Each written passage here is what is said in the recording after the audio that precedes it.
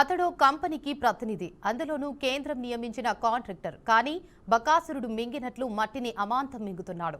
పర్మిషన్లు ఉన్నాయనే అహంకారంతో ఎక్కడ పడితే అక్కడ గుట్టలను తవ్వుతున్నాడు. అనుమతులు ఉండవు, నిబంధనలు అసలే వర్తించవు అన్నట్లు అతడి ప్రవర్తన ఉంటుంది.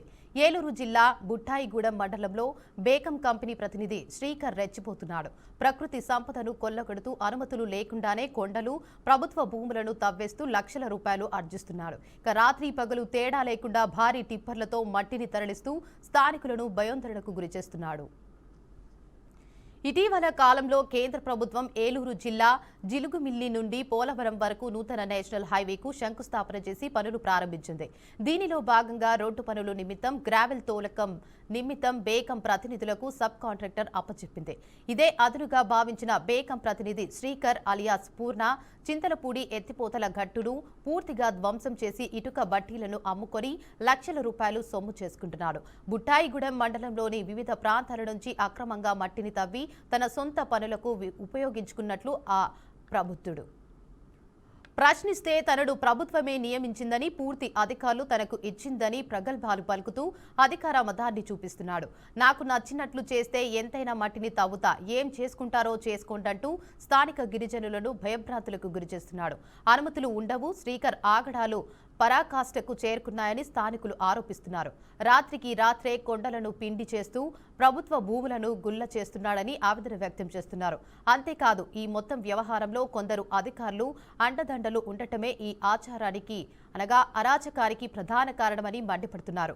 ఇష్టరాజ్యంగా జరుగుతున్న తవ్వకాల వల్ల ఏజెన్సీ ప్రాంతంలో పర్యావరణ సమతుల్యత దెబ్బతింటోందని విలపిస్తున్నారు. సామాన్య మానవుడు ఇల్లు కట్టుకునేందుకు ఒక ట్రాక్టర్ మట్టిని తవ్వితే కార్లు వేసుకుని అడ్డుకునే రెవెన్యూ అధికారులు ఇప్పుడు ఏం అయ్యారని స్థానికులు బహిరంగంగానే ప్రశ్నిస్తున్నారు.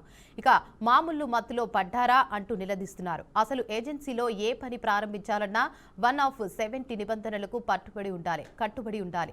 అలాగే పిఎస్ఆర్ కమిటీ తీర్మానం చేసిన తర్వాతే మట్టి తవ్వకాలు జరగాలి. కానీ ఇక్కడ అధికారులు మాత్రం నిబంధనలు అన్ని తుంగలోకి తొక్కి వాళ్ళ ఇష్టరాజ్యంగా వ్యవహరించారని ఆదివాసీ నాయకులు ఆరోపిస్తున్నారు.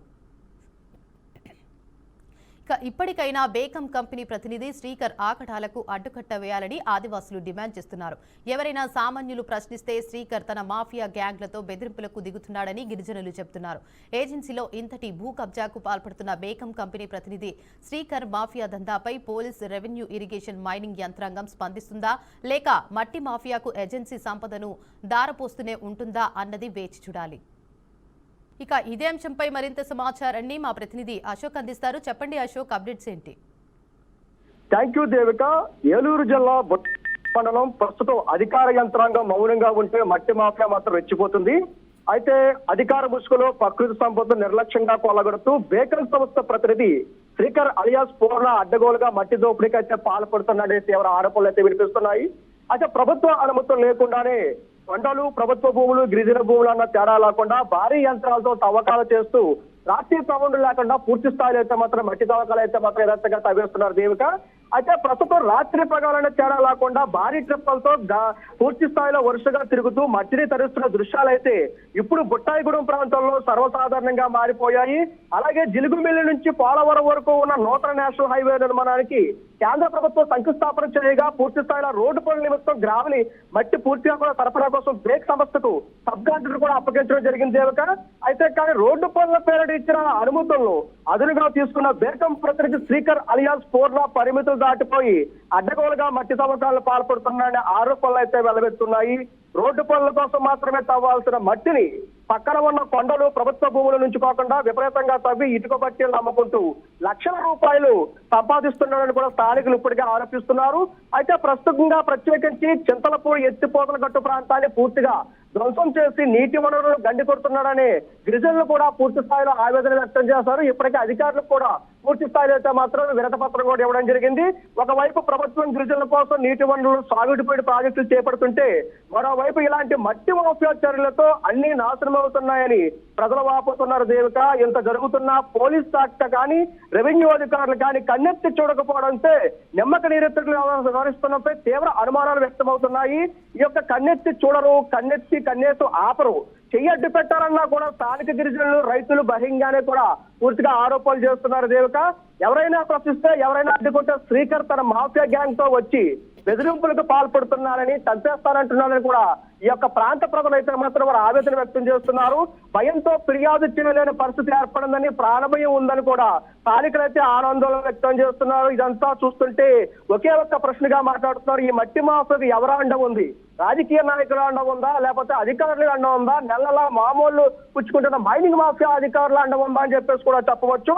అధికారుల మౌనం యొక్క కారణం ఏంటి? ప్రకృతి సంపద దోపిడీపై ఎప్పుడు చర్యలు తీసుకుంటారు?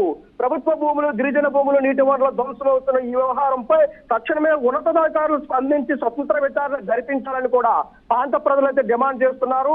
మట్టి మాఫియాపై కఠిన చర్యలు తీసుకోకపోతే మొత్తం ఏలూరు జిల్లా అంతా కూడా తీవ్ర పర్యావరణ విపత్తులు ఎదుర్కొనే ప్రమాదం ఉందని కూడా పర్యావరణవేత్తలు అయితే హెచ్చిస్తున్నారు.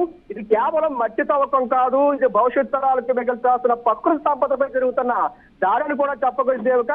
ఇప్పటికైనా అధికారులు స్పందిస్తారా, లేదా రాజకీయ నేతల ఒత్తులకు లోబడి ప్రతిష్టాపన మామూలుకు స్పందిస్తారనే విషయం కూడా తేల్చేస్తున్న విషయం అయితే ఉంది. అయితే ఇదే కాలంలో చూసుకున్నట్లయితే ఎవరైతే కంప్లైంట్ ఇస్తున్నారో మైనింగ్ మాఫియాకి వాళ్ళు వెంటనే ఆ యొక్క భూ కబ్జా సంబంధించిన శ్రీకర్ గ్యాంగ్ కు ఫోన్ చేసి పలానా వ్యక్తులకి మీ మీద మట్టి మాఫియాని కంప్లైంట్ ఇస్తున్నారు ముందుగా చెప్పడంతో 2 రోజుల ముందుగా ఆ యొక్క మట్టి మాఫియాని ఆపేసి తర్వాత ఆ స్థలానికి వచ్చి ఏమీ లేదు, ఇక్కడ అంత నిర్మానుషంగా ఉందని చెప్పేసి ఖాళీగా చూపించిన ఫోటోలు తీసుకుని వెళ్ళిపోయి మసిపూసి మారడికాయ చేసే ప్రయత్నం అయితే ఇక్కడ అధికారులు కానివ్వండి, నాయకుల కనుసైకిల్లో కూడా జరుగుతున్నట్టు కూడా పూర్తి స్థాయిలో కనబడుతుంది. Devika. Right, thank you for the update Ashok.